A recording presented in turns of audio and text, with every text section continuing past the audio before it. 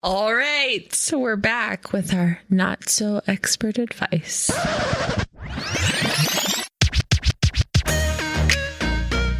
We are the calm, the storm, the whimsy, and you're listening to That's What She Said. I have 6 questions that have been sent to us to answer on the spot. I have not read them. So I am just as nervous as you are to hear what they say because I'm the one that has to read them. Okay. You haven't even read them? Nope. Okay. So this first one gives us a little advice before they ask advice. Who's it from? Oh, You'll see. okay. You should call this segment Dear Chicks, CHIKS, a play on your names. Unless Crystal is weird and spells it with a K. Then Dear Hicks. Anywho, Dear Chicks or Hicks. The daycare where I teach pre-K is heavy on using conscious discipline. While there are many aspects I completely understand and can get behind, there are times I wonder, is this how we are making soft children that need the safe spaces in adulthood? I'm not technically supposed to even give timeouts, but child, you can only have a kid hitting others for so long before you want to pull your hair out. Timeout is the best I can do. What are your ladies' thoughts on conscious discipline? And Julie. And there's another piece that she sends, but I will read that after Did I spell we something wrong? answer this somewhere? question. No, why? Oh, why did she say if I spelled it with a... K, your name. Oh! Chicks. So Yes.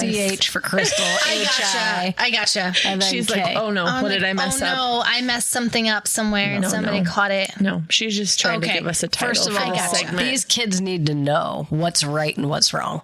Yeah. Like, I get that we can be gentle about it and try to talk to them, but if they will not listen, they need to miss out on something that all the other kids are doing. Because I would, they're going to stop doing that if they're missing a certain playtime or they're missing this or they're missing that. They're not going to want to keep just acting however the heck they feel. I've never heard it called conscious discipline before. So what does that mean? So it says conscious discipline offers professional development opportunities for educators, school admins, parents to self-regulate and create healthy relationships for generations. Which is fine to teach them to self-regulate. However, they're going to push boundaries as far as they possibly can. Yeah. That's what they do. I mean, there's nothing wrong with telling a kid to go sit down, think about what he has done, and then come back and we'll discuss it. Yeah. But like, I agree with Kelly. Things need to be missed if you're not behaving. Right. And if it's a continual behavior. Yeah, I don't know. I do think that we have a soft society. And I think even like a lot of people would say that timeouts are gentle, conscious discipline. I would agree. Yeah. Because you're not spanking. Not that the teachers could be doing that anyway. You're not spanking when you do a timeout. You're not yelling at someone when you do a timeout. And I, with my kids, always tried to do timeouts because it removed the anger from the situation from me and them. But there was discipline in that. They have to. I feel like you learn to self-regulate in a timeout, right? Well, because you're thinking about what happened, why am I here? Yeah. Some kids will think about it, some kids wouldn't. Some kids need help processing the how to regulate too. Though. Yeah. But if you're teaching a bunch of kids, you cannot leave all the kids to go help somebody self-regulate. They just need to sit. Yeah. And then you need to have a conversation with their parents if they can't seem to get it together. Yeah. So I will say there's a fine line, though, between discipline at school Oh, yeah. being like what they're calling whatever this conscious discipline is versus like constant humiliation and picking apart every single thing these kids do. Oh, yeah. Kids are kids. So like, Especially boys. Just so, like, yeah. we all have boys and we all know that most of the time they're not trying to harm someone with what they're doing. But if they are harming someone, they need have to to be deal- separated Yes. from. Yeah. But I'm talking about like not even harming, but like harming a classroom by talking out or like Or by drooling By on your chair. drooling on your chair or by scratching your head or, there's just a lot of things sometimes that I just don't think teachers in general are looking at as like the whole. Yes. Like, is this bothering anybody else? Yes. I'm sorry, the kid has some drool running down his face or He didn't disrespect the chair, though. He Right? just had drool running down his face. I'm not speaking from experience. That makes me cranky at all. Not at all. Some kids just drool. Right. Some kids, my kids, he drools. He drools. He has a lot of He's the most liquid in his respectful mouth, saliva. drooler that I've ever known. And it doesn't matter. Like, what is? Yeah, I don't know. I guess what I'm saying is, though, when on one end you have teachers who nitpick at everything, you're in trouble for this. You're in trouble for you lose recess because drool came out of your mouth. Like that happened to my son. That's not crazy. okay. Which is not okay. That is not okay. But I also don't want them to go to the complete opposite end where they're like, well, why did you drool on your chair? Did something make you sad that you had to salivate a little extra? Are you salivating? Did somebody have a snack that you wanted? Right. We don't need to go that gentle either. No, I would agree. I think timeouts are a good way to go. I think timeouts are probably the best way to go Yeah. in a preschool situation. Yes. Mm-hmm. And no hitting. That's not okay for kids to be hitting each other. Then she says, on a side note, I really appreciated the last segment of not so expert advice. Oh, no. Oh boy. I have truly always wondered about the pee poop thing. Oh, gosh. Of course, Julie. I love the Chris Pratt speech from the MTV Choice Awards a few years ago. He gives a great testimony, but in this speech, he also gives pooping at a party advice, and it threw me off. He says to pee first so you're not stirring up the poop by What? by peeing after you poop and making it smell worse. Wow, there's still a lot of sentences left. Pee, then poop, flush, go. But it never works that way for me unless it's a surprise poop that comes after I pee. Okay. Next question. Thank you. Thank you, Julie. So for I your thought question. maybe men are different. But no, because it sounds like it was a man that wrote that in the question, and it was. I guess we need to talk to Chris Pratt and find out what his pee poop secret is. Maybe he has an advice column. I'm glad you learned something from that question. Wow. Aunt Julie. All right, our Wow. next question is, do jellyfish have hearts? No, because they sting you and they don't care. They just do it. No. Wait, They don't care. Like a functional heart in your body or a heart that cares? They're heartless. They are heartless. They are heartless, but I, don't think it's know a the functional answer, but question. I think it has a heart. I'm guessing it has a heart to function, correct? I feel like we have to know. Yeah. But Kelly says emotionally, no. No, they don't They have a have no heart because they sting you and they do not care. No, and it hurts. They do not have hearts. See, I told you. They are invertebrates that lack complex organs like brains, hearts, or lungs. That's why they sting you. Instead, they have a simple nervous system called a nerve net that allows them to respond to stimuli in their environment. Maybe I should just have a nerve net. Yeah, but then you would sting everybody. Maybe I need to. Oh. Just kidding. I don't want to be stung by you. Yikes. Oh, I kind of want to be. Sting me. She wants to fight with everybody. No, I don't want to be the only one fighting, okay? You're like, you get off your meds. You sting people. Just sting me, Kelly. Just sting me. I want to see it happen. I want to see what you have to say. You just want to be peed on. Okay. Isn't that what happens when you get stung by a jellyfish? Oh, they say if you get stung by a jellyfish, if you put pee on it, it will stop stinging. Oh my gosh. Or beer. That just sounded really weird. You just want to be peed on. Sorry. I mean, that's like a thing, I think. It is. I told you. Okay. I have a friend who is a devout Christian. Okay, we're taking a big turn here. Sorry. Okay. Loves Jesus with her whole heart. She was set up on a blind date with a guy who is also a Christian. They talked on the phone for several days. The guy was very charming. Kelly, did you just blow away the bug in the microphone? Sorry, I wasn't thinking. Sometimes I forget we're recording. Okay, they went on a date. Such a serious question. I know. Start the question over. Okay. Wait, I can't right now. Hold on. Kelly. No. Oh man, we're giving him some Easter eggs tonight. Oh wow. Amazing. Okay, sorry. I have a friend who is a devout Christian, loves Jesus with her whole heart. She was set up on a blind date with a guy who is also a Christian. They talked on the phone for several days. The guy was very charming. They went on a date and he even brought her flowers. But through the course of talking, she began to realize they disagree on a lot of biblical doctrine. She decided that because of their disagreements on important doctrinal issues, it would be in the best interest of both of them to not continue with the relationship, even though he thinks the disagreements are fine. What do you think? Is it fine? Or is she right in her thinking that down the road the disagreements would cause problems? Oh. I wish we could ask follow-up questions. I'd love to know what. What? Yes.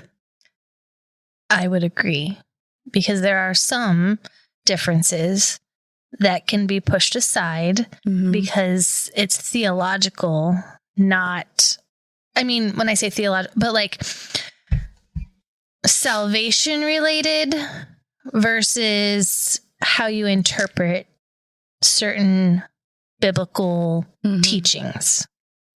And so, yeah, there's so many questions in that, I guess. This problem is when it's just them two, it's one thing. But then when you have kids, it gets harder. So if it's something that they can't see past, or like, I don't know.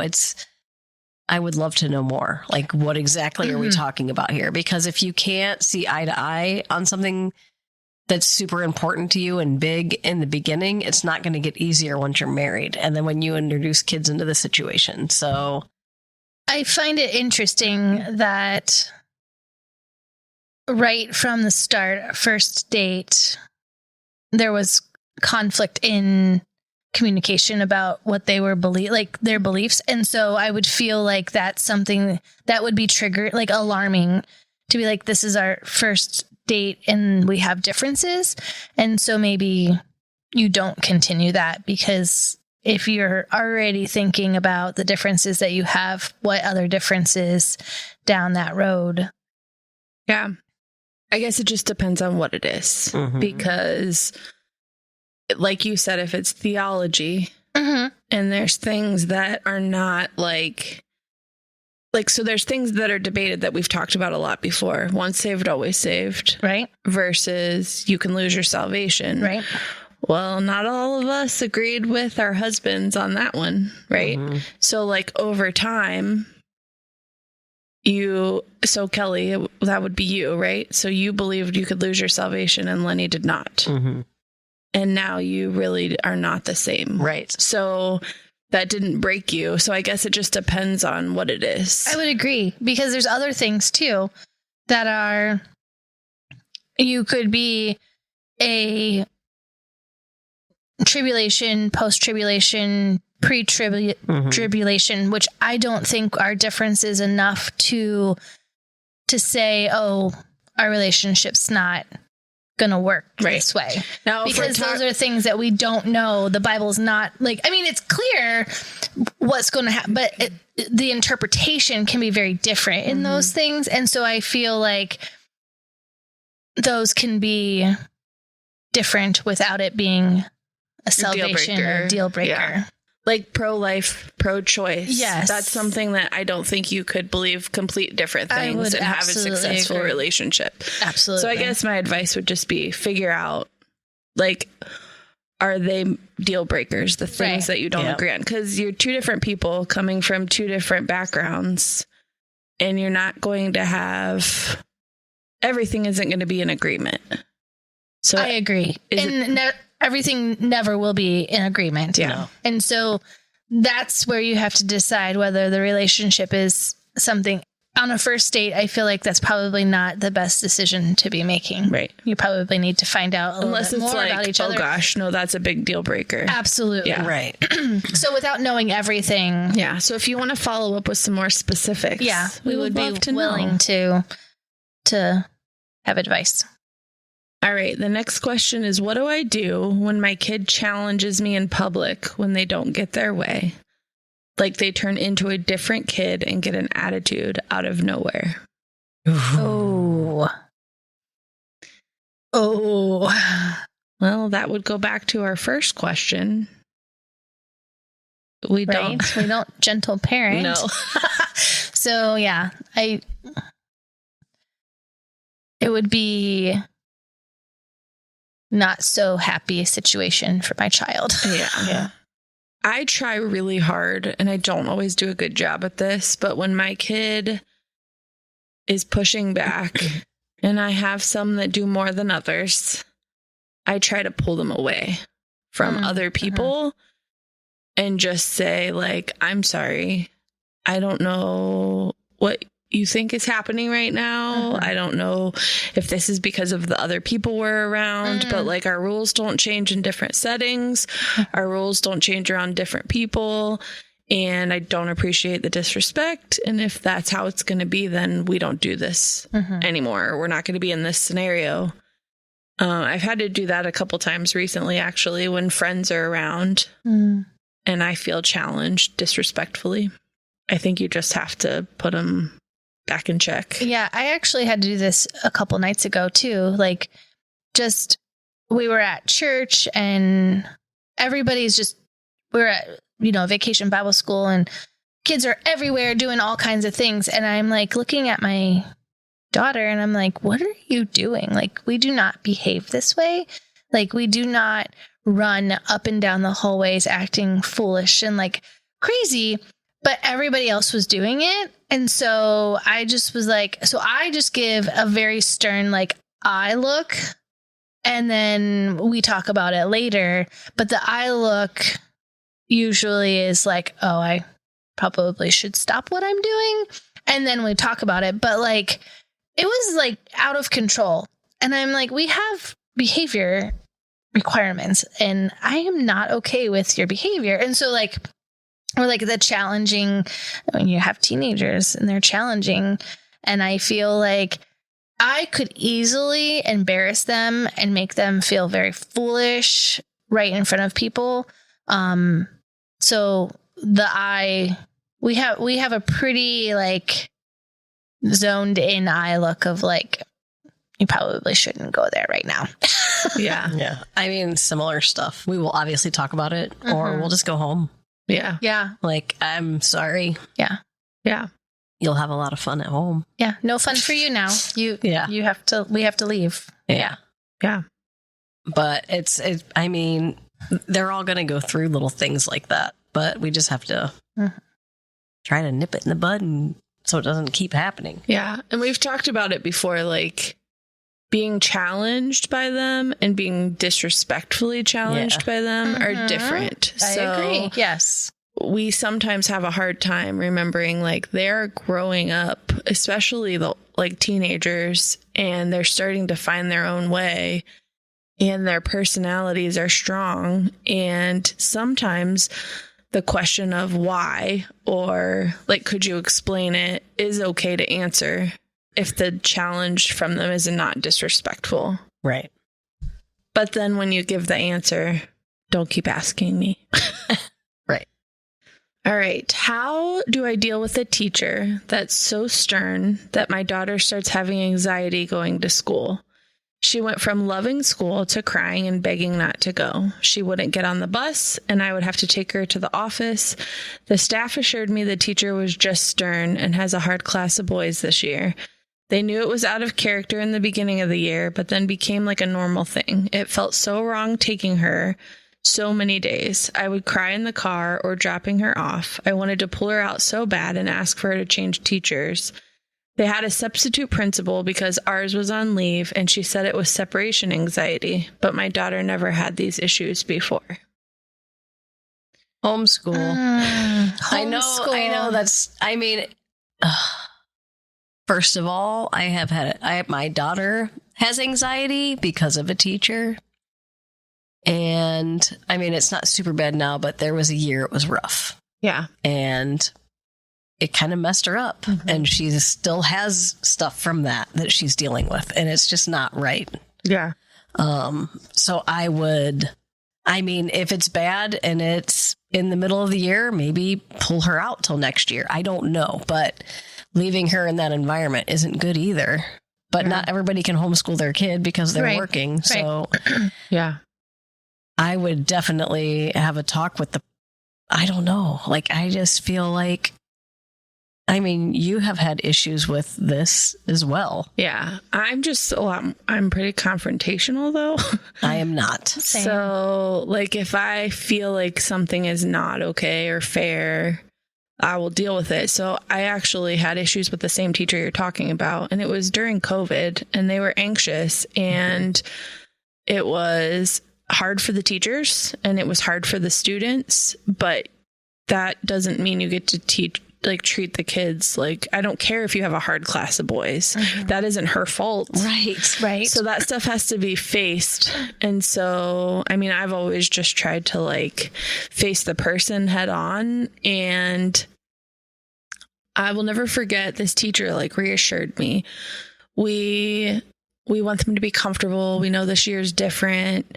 So we want him to sit comfortably, and we'll be sitting outside for class and all of these things. And then my daughter was sitting crisscross in her chair, writing in her book. And instead of the teacher saying like, hey, I know I told you I want you to be comfortable, but not for handwriting.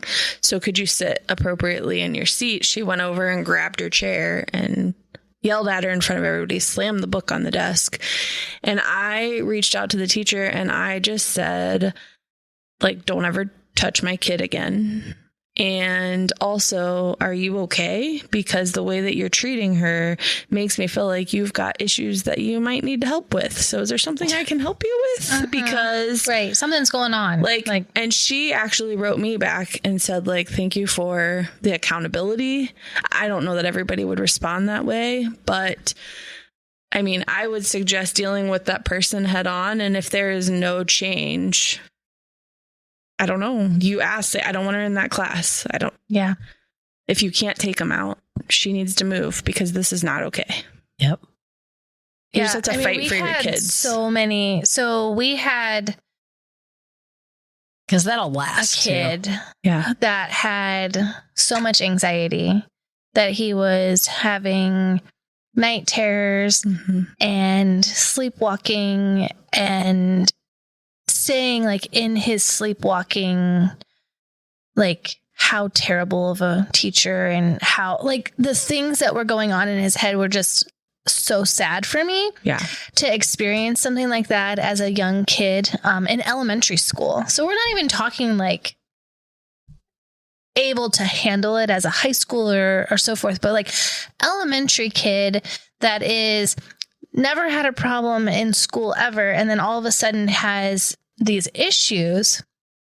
It's hard to deal with. And so we also had to confront her, and it didn't go as pretty as Hillary's confrontation. So there was a lot of animosity between my husband and I and this teacher. And then we felt like there was a lot of animosity with our son. And so like there was a lot there. We worked through it, and he was able to finish. Well, actually, that was the year that we went into COVID. And so he came home for the rest of that year, which was actually very like a blessing for us in that situation. But then we had Letty, who had a lot of problems too. Yeah. And so I just think about like, there is never a scenario where a kid needs to be that anxious, that terrified to go to school, over a teacher, Right. like specifically a teacher. Like you probably are not in the right job if you Right. are giving kids Separation anxiety, what you want to call it. right? Yeah. Whether it's maybe it is separation anxiety because Because I of don't the want to be teacher. here Yeah. because this teacher is mean to me. Well, probably not in the right job. So Yeah. you might need to figure out yourself like what the issue is, but no child should have to have that experience. And I don't care what classroom or what school you're in. Like that's no. I think, and it was that same. Well, there was a situation where when your kid was late, they had to stand up in front of the whole class and say why they were late. And I will never forget being like, could you maybe not do that? Because if you want me to come in the class and give an excuse every time we're late, I will, because it's my fault. She does Right. not drive a car. Right. So it just takes me back to the first question. Again, we're back in elementary here. Yeah. Like they do not have a choice in some things. Right. So it takes me back to the first question that was asked, like, no, you can't ignore everything. And no, our kids are not 100% innocent. And we have to be aware that sometimes they do things that require discipline and consequences. But if it involves making them daily anxious, like humiliating them, Yes. being physical in any way, like just like with the doctor or the school or with, other family members, it's our job to advocate and for and protect our children. And so I would just say, go right to the if you source. have an opportunity to go to the source, talk with that. If it does not work, I mean, if you have to pull her out, Yeah. because sometimes there's always a better scenario. If you could get it teacher changed, we were in situations where there weren't other Options, teachers. yeah. And so we didn't have those options, but Yeah. Yeah. And usually the kids that require the consequences aren't crying about going to school. Right. Like They like to be there. They're They there wanna to like be challenge there. you. So Yeah, if right. your kid is like terrified to go to school on a regular basis, I don't think it's the kid. It's probably the Right. teacher. Yeah.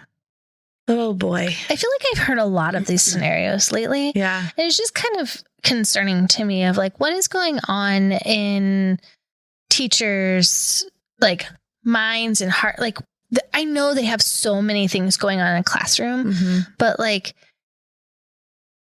I feel like these children that you are entrusted with for the day, for the year, Mm-hmm. should be something that you look forward to even when it's hard. Yeah. Because it's hard. Kids are hard to teach, to discipline, to all the things. But yet there's like this high anxiety that has hit elementary schools Mhm.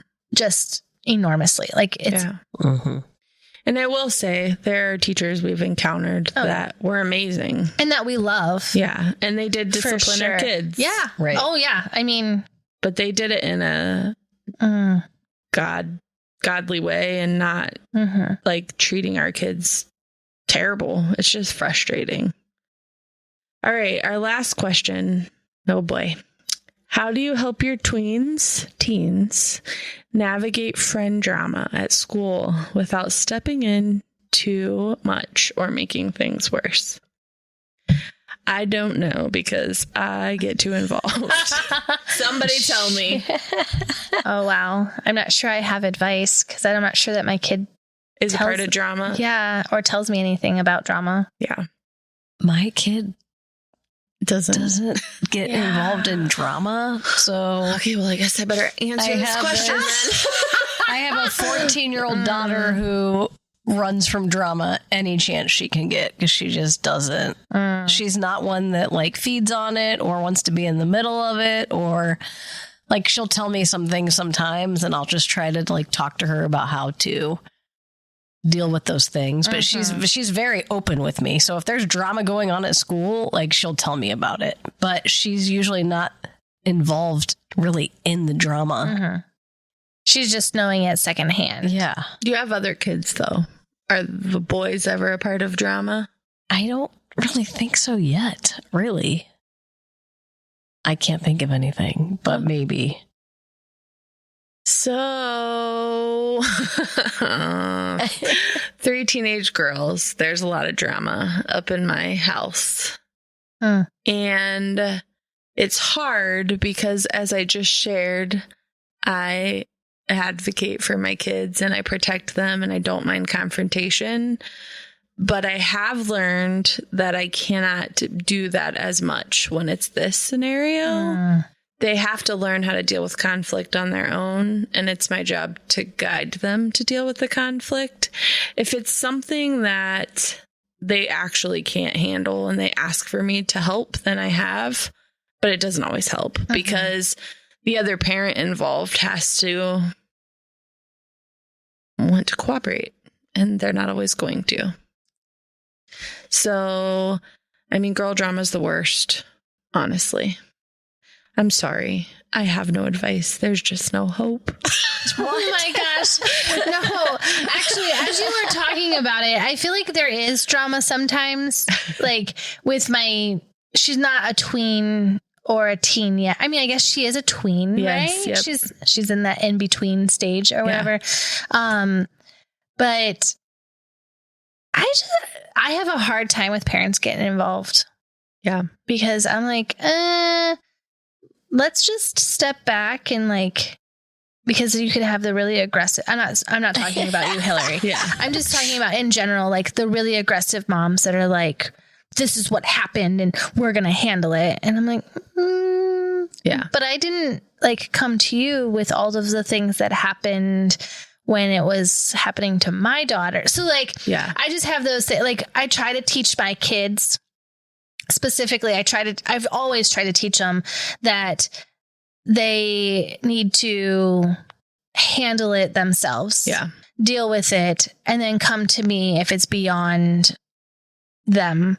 And for the most part, I know this is probably a terrible thing, but I just try to tell them that like, it's going to have to roll off your back. Like for the most part, we haven't gotten into the drama. So we're in like, he pushed me or, and those things. And so then we're dealing with that differently. Like, but I'm not ready for it though. And I don't think boys have as much drama as girls. I do think that some boys have drama though. Yeah.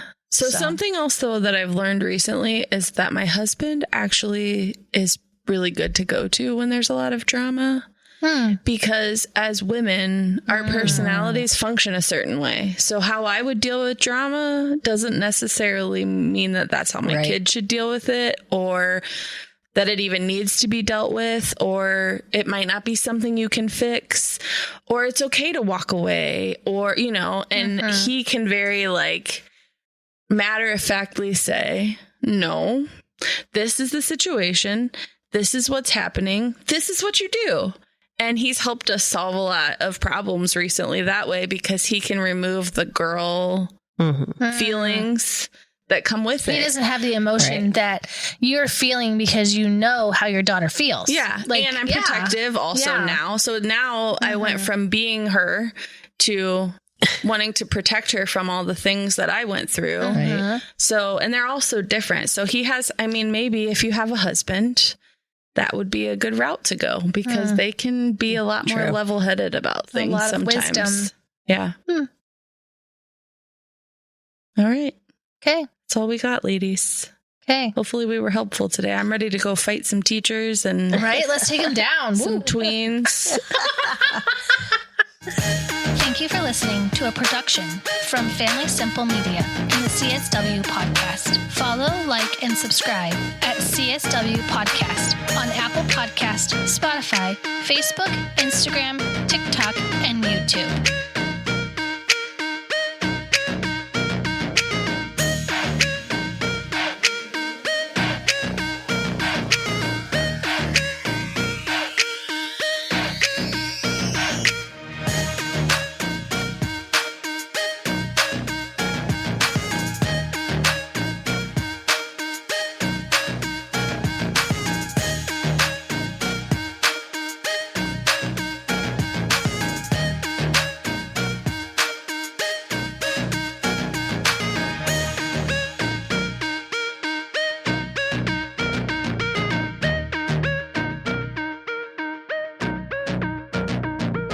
Wow. Well, I didn't know. I thought you were starting to talk. Hit And I'm record. like, Are you gonna hit record? Shush. Hit record now. I thought she was starting to talk, and I didn't want to miss it. Are you gonna hit record or not? Wow. All right. We're back with our. Sorry. What was that? A little burp. Did you just puke? Yeah, over toenails. Yeah.